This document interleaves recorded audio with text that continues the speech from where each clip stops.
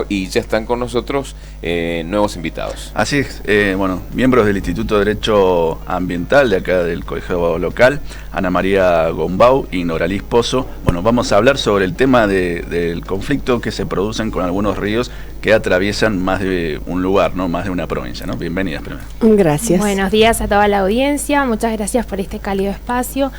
Como anticipara nuestro locutor, vamos a hablar en esta mañana de sábado de las denominadas reglas de Helsinki. Podemos decir de ellas que datan del año 1966. ¿Qué es Helsinki? Helsinki es la capital y la ciudad más grande de Finlandia, es decir que desde allí vienen estas reglas que vamos a tratar en esta mañana.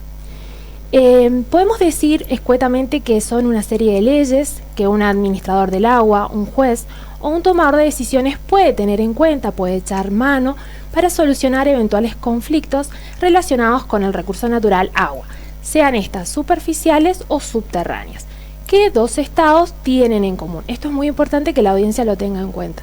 Se tiene que dar entonces dos estados que compartan una cuenca hidrográfica. Más adelante la doctora Gombau va a dar exactamente la definición de cuenca hidrográfica. Bueno, estas reglas lo que buscan básicamente es establecer de modo eficaz el uso, la distribución y la participación, tanto racional como equitativa del agua. Es importante establecer que estas reglas no son parte de un tratado internacional, pero sí sirven de base para tratados y acuerdos internacionales que tratan sobre la regulación del agua. A modo personal puedo destacar de estas reglas que son de avanzada desde mi punto de vista, ya que en el año 1966 se hablaban de algunos términos que hoy por hoy están en boca de todos, como es el desarrollo sustentable, el cuidado del medio ambiente y la necesidad de preservar este recurso natural para las generaciones futuras. Esto está presente en nuestra Constitución Nacional, en el artículo 41, a partir de su última modificación en el año 1994.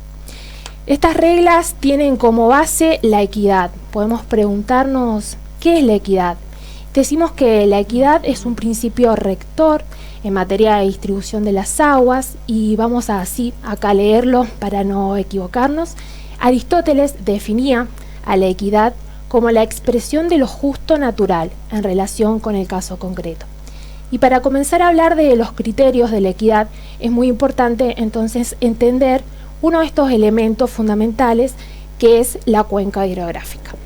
Bien, ¿qué es una cuenca hidrográfica? Podemos definirla como una región, un territorio donde las aguas van fluyendo hasta llegar a un punto X. Se les llama cuencas exorreicas cuando ese agua llega hasta el mar, se confunde con el mar. Por ejemplo, pongamos el Río de la Plata. Y cuencas endorreicas cuando nacen, el agua va fluyendo, pero en un determinado momento se esfuma, llamémosle así, porque se infiltra o porque se evapora. Se terminó el río allí. Entonces acá es importante el concepto del doctor Aldo Guarino Arias acerca del río, porque en el 2015 se modifica el Código Civil y se introduce como uno de los bienes del dominio público un nuevo concepto de río. ¿Por qué un nuevo concepto? En realidad no es un concepto textual, pero da tres elementos que debe sí o sí constituir un río. Un río dice que debe tener un cauce, o sea, una contención, sus riberas, es decir, sus márgenes, y el agua. Es decir, que un río que no tuviera alguno de estos tres elementos ya deja de ser jurídicamente río. Eso lo ha expuesto muy bien el doctor Aldo Guarino Arias, escrito bastante. Esto tiene importancia en el conflicto que tenemos con La Pampa por el río Atuel, ¿no? Guarino Arias lo definió con la palabra, en La Pampa no es un río, es un torrente. Exactamente, ese sería el cuestionamiento. Es decir, que acá nosotros lo que vamos a ver con estas reglas, hoy vamos a charlar unas poquitas, 3 o 4, lo que queremos decirles es que si no hay río, pues el río o esto de lo interestadual, tendríamos que ver si existen o se podrían aplicar estas reglas de Helsinki. Bueno, vamos entonces a ver cuál sería. Vamos a comenzar, sí, con estos criterios. Sí, es importante que la audiencia tenga en cuenta estos dos requisitos, que existan dos estados y que compartan esta cuenca hidrográfica que recién la doctora muy bien nos definió. Y el primero de los criterios es el criterio de la geografía de la cuenca. Imaginémonos nosotros dos estados, por ejemplo, Argentina y Uruguay, que comparten una cuenca hidrográfica, ¿sí? Supongamos que esta cuenca hidrográfica tiene en su superficie total 30.000 kilómetros cuadrados, de los cuales 25.000 le pertenecen, por ejemplo, a la Argentina y solo 5.000 a Uruguay. ¿Estaría bien que repartiéramos teniendo en cuenta el principio de la igualdad cuando vemos que justamente la mayoría de la superficie se encuentra en un país? Lo que dice este principio de la equidad es que lo que tenemos que hacer es entregarle la mayoría a, en el caso del ejemplo, Argentina, porque tiene más superficie, ya que sería injusto y contrario a la razón otorgar partes iguales a ambos estados. Otro de los conceptos es la hidrología, que dice, bueno, a raíz de este concepto del río, dice, bueno, el río hay que determinar dónde nace y dónde muere. En este caso, habría que ver si compartimos ese río entre las dos regiones que lo comparten, o si es principalmente del río, el río, perdón, es del estado donde se genera el agua, donde se genera este río. En el caso de Mendoza, nosotros hemos ya hablado en otras oportunidades que, por ejemplo, el río Atuel nace y muere en Mendoza. Es decir, que ese 100% de lo que se aplica del río debería ser. Y tenemos que tener en consideración que hay una sentencia de 1987 que estableció que debía el río Atuel ocuparse en el territorio mendocino para regar 75.671 hectáreas. A la fecha no llegan a 40. No llegamos por la emergencia hídrica, por supuesto, no es por una cuestión que no se pueda de otra manera, es porque la naturaleza nos impide que haya más agua, entonces tenemos que llegar hasta donde se puede con el agua y allí repartir eso. Bien, otro de los criterios que podemos tener en cuenta es el del clima, ¿sí? ¿Qué decimos del clima? Que es el conjunto de condiciones atmosféricas propias de una región o país, por ejemplo, las lluvias, los vientos, la humedad. Podemos aplicar el principio de igualdad si tenemos, en este caso hipotético, que por ejemplo Argentina tiene el deshielo de sus montañas, más humedad que Uruguay. ¿Sería lógico aplicar otra vez el principio de la igualdad y 50 y 50 cada uno? O vemos, por ejemplo, en el caso que Uruguay tiene perjuicios, no se encuentra en las mismas condiciones que Argentina. Repito, es toda una situación hipotética, ¿no? Bien, otro de los principios es ver cuál fue el uso de esto, el uso antiguo y el uso actual. Si vamos al caso del río Atuel, nosotros vamos a decir que este uso del río Atuel es de tiempos inmemoriales. Ya los pehuenches ocupaban el río. Si vamos expresamente a determinar dónde, la Cueva del Indio, acá en el cerca del Escorial, ya hay plantaciones, que ya lo hablaba el doctor Lagiglia, de maíz, quinoa, zapallo, utilizando el riego del río Atuel. También en la Pradina se ocupó este río, es decir, que nosotros tenemos, pero de años antes de Cristo, podríamos decir, ocupación del río Atuel. Sin embargo, en la zona posterior, digamos, y desde hace mucho tiempo atrás, en La Pampa no se ven vestigios de ocupación del río. Y vamos a ver en la actualidad cuál es el funcionamiento de este río.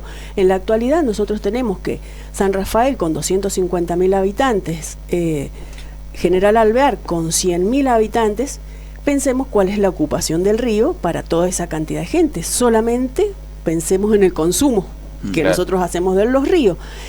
Y Santa Isabel y Algarrobo del Águila, que son las, digamos, localidades más cercanas que tiene el río en la Pampa, tienen una capacidad de 3.300 personas.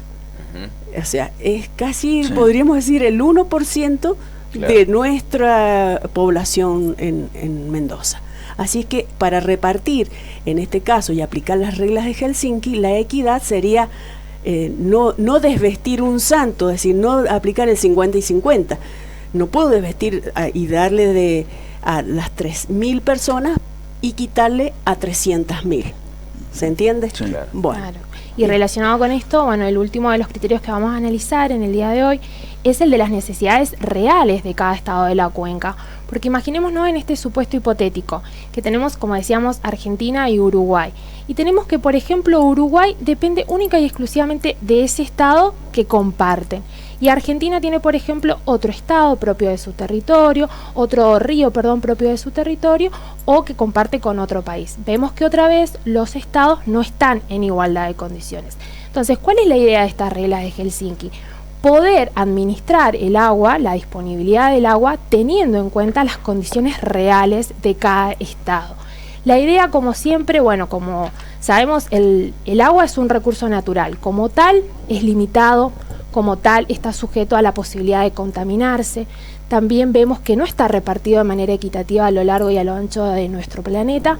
Entonces, la idea de estas reglas de Helsinki es lograr la administración del agua en el marco siempre del desarrollo sustentable.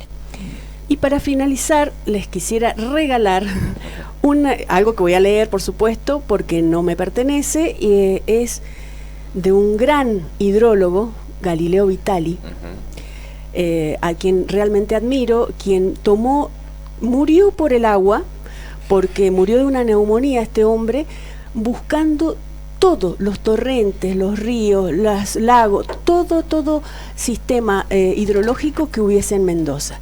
El mejor libro que tenemos en Mendoza acerca del agua es del señor Galileo Vitali. Y él dice lo siguiente: divagación. En los muchos años de frecuente contacto con nuestros ríos, a veces, en los devaneos a que la inmensidad de la naturaleza obliga, cuando en la soledad el hombre trata de en vano de obtener del arcano una respuesta, he llegado al borde del delirio, creyendo que un río es un ser al que hay que comprender. Así, en el profundo silencio de la noche, a la vera de un rumoroso río, creí oír sus protestas, sus cuitas, cánticos y lamentos, y en la diáfana mañana andina, ver en toda su magnificencia sus proezas. Buscando algo con qué compararlo, llegué a establecer un paralelo entre la criatura humana y el río. Tal es la analogía entre las etapas de una vida con las del curso de un río, que a veces en mi abstracción, al observar la alegría alocada del torrente, pretendí compararlo a un despreocupado niño, que en su afán de dar expansión a los dictados del instinto, todo lo lleva por delante, se precipita y golpea contra obstáculos insuperables. Así es el torrente, destruye lo que puede y lo lleva consigo hasta la cuenca de recolección, donde sus similares afluyen, que es su pubertad. Ahí se comporta como cualquier puber, sigue creciendo y ningún obstáculo lo arredra. Va avanzando con todas sus virtudes y defectos naturales, hasta que pasa fugaz por su tramo compensado, que es su adolescencia. En ese trecho no excava ni deposita lo que trae, tal como el adolescente, que nada aprende ni olvida hasta que llega a ser hombre. A esa altura, los cánones le imponen despojarse de todo cuanto le es propio y natural, para seguir la huella impuesta por convencionalismos. El cauce, modelado por los accidentes del terreno, se amolda a todo, va dando sus frutos, traducidos en riego, fuerza o todo lo que se le reclama, tal como lo hace el hombre en su edad madura, obedeciendo ambos a exigencias ajenas a su voluntad. Más adelante, si no lo absorbe el terreno por donde discurre, se aproxima como el hombre a su ocaso.